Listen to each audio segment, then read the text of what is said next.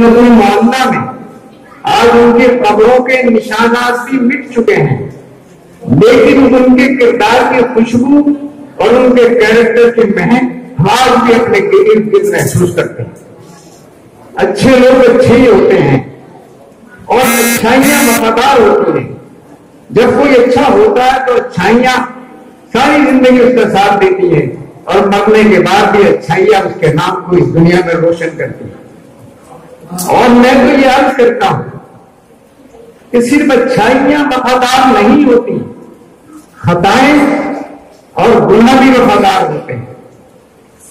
جب چور چوری کرنے سے تائب ہو جاتا ہے، باز آ جاتا ہے، جب کوئی چوری کی واردات ہوتی ہے، پولیس والے پھر بھی اس کا دروازہ کھٹکھٹاتے ہیں، اور مرنے کے بعد بھی خطائیں پیچھا نہیں چھوڑتی، گناہ مرنے کے بعد بھی انسان کا پیچھا نہیں چھوڑتے۔ ایک شاعر نے کہا تھا، قبر کی مٹی کے نیچے تھی میری تنہائیاں اور میرے اعمال کا سایہ میرے بچوں پہ تھا۔ جب انسان گنہگار ہوتا ہے تو اس کے بچے اس کی سزائیں بھگتتے ہیں، تو اس لیے انسان کو اچھا بننا چاہیے، انسان کو بڑا بننا چاہیے، اور بڑا انسان جب بنتا ہے جب اس کا دل بڑا ہو، جب اس کے خیالات وسیع ہوں، جب اس کی سوچ و فکر بڑی ہو، جب انسان بڑا بنتا ہے۔ کچھ لوگوں کو خوف ہوتا ہے کہ ان کا سینہ 56 انچ کا ہے۔ میں یہ کہتا ہوں سینہ 56 انچ کا ہو نہ ہو، سینے میں جو دل دھڑکتا ہے وہ 56 انچ کا ہونا چاہیے، اور 56 انچ سے بھی بڑا ہونا چاہیے۔ محمد صلی اللہ علیہ وسلم جب ہجرت کے بعد 10 سال کے بعد اس مکے میں تشریف لائے جو مکہ ان سے چھین لیا گیا تھا، اور جب آپ اس مکے میں تشریف لائے، مالک بن کر آئے، حاکم بن کر آئے، مکے کی ایک ایک گلی پر آپ کا قبضہ ہو گیا، آپ افسر بن گئے، اب سارے مخالفین زیر ہو گئے۔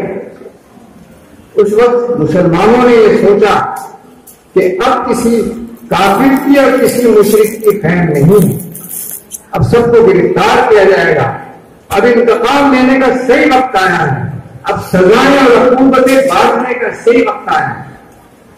ابو سفیان جو آپ کا سب سے بڑا دشمن تھا، جس نے ایک تلوار بنا رکھی تھی کہ اس تلوار سے میں محمد کی گردن کاٹ کر افتتاح کروں گا اس تلوار کا، وہ بھی خوف زدہ تھا۔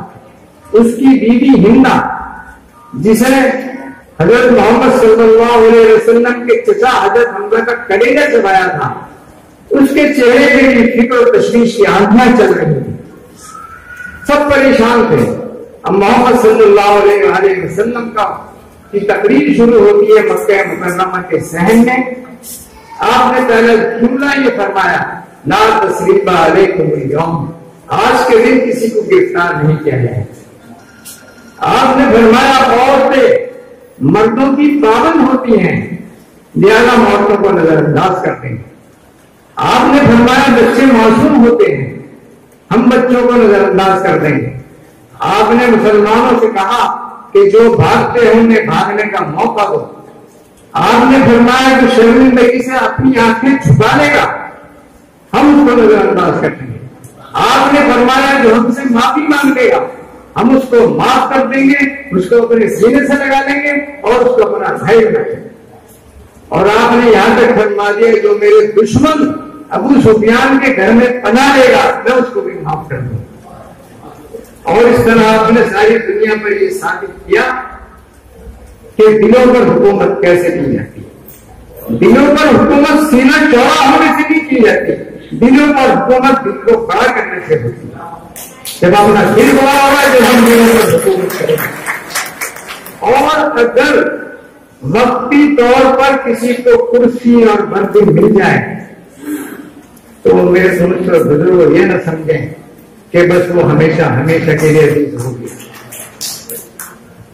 وردیوں سے کپڑوں سے عزت نہیں ملتی۔ عبداللہ عثمانی راہی نے ایک مرتبہ ایک شعر کہا تھا، جرأت و وفا کوئی شان آدمیت ہے، آدمی لباسوں سے محترم نہیں ہوتا۔ اور کرسی بھی کسی کام کی نہیں ہوتی. کبھی کبھی ایسا ہوتا ہے سب سے بڑی کرسی پر بیٹھ کر بھی انسان عزت نہیں پاتا. ایک شاعر نے کہا تھا خدا تو دنیا میں یوں بھی زوال دیتا ہے, عروج دے کے دلوں سے نکال دیتا ہے.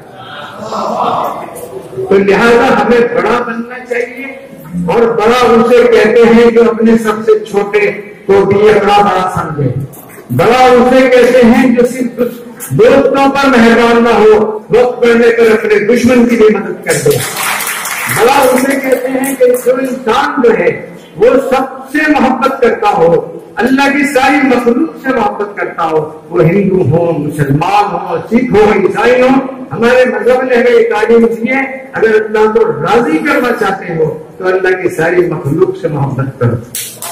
ضرور میں آپ سے یہ گزارش کرتا ہوں کہ چونکہ وقت کم ہے, آپ لوگ بھی تھک چکے ہیں, بے ترتیب 2-3 باتیں اور عرض کروں گا. چونکہ اردو کے تعلق سے یہ جناب یعنی محفل جمی ہے تو صرف ایک شعر تو اردو کے لیے پڑھوں. دانش عامری نے ایک مطلب ایک شعر کہا تھا, وہ اردو کا مسافر ہے, یہی پہچان ہے اس کی, جہاں سے بھی گزرتا ہے سلیقہ چھوڑ جاتا. اور علامہ اقبال رحمۃ اللہ علیہ سے بھی متعلق صرف ایک شعر پڑھوں گا.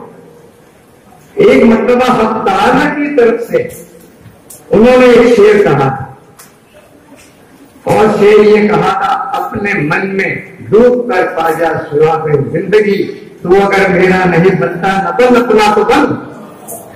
آج ہمارا حال یہ ہے کہ ہم خدا کے تو کیا بنیں گے, اپنے مذہب کے تو کیا بنیں گے, ہم تو اپنے ہی بن رہے ہیں. اور جب ہم دنیا سے جائیں گے اسی طریقے سے ہمارا نام مر جائے گا جس طرح ہزاروں لاکھوں کا نام مر جاتا ہے.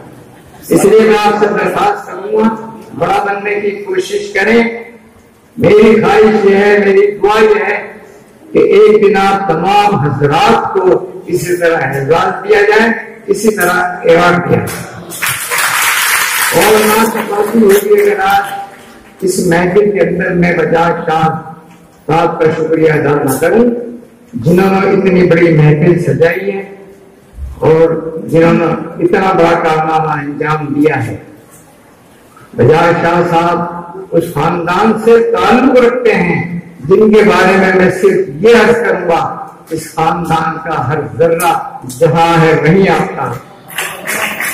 خواتین کے بارے میں صرف اتنا عرض کرنا چاہتا ہوں, جب میری بہنیں یہاں بیٹھی ہیں کہ ہزاروں مرد مل کر دنیا میں انقلاب پیدا نہیں کر سکتے, لیکن اگر ایک عورت ارادہ کر لے تو دنیا میں انقلاب پیدا کر سکتے.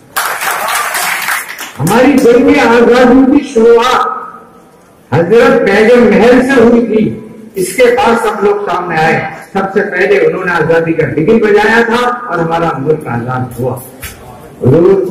وقت کم ہے اس لیے میں اس سے زیادہ کچھ کرنا نہیں چاہتا. ہمارا ہندوستان زندہ باد, ہماری ہندوستان کی گنگا جمنی تہذیب زندہ باد.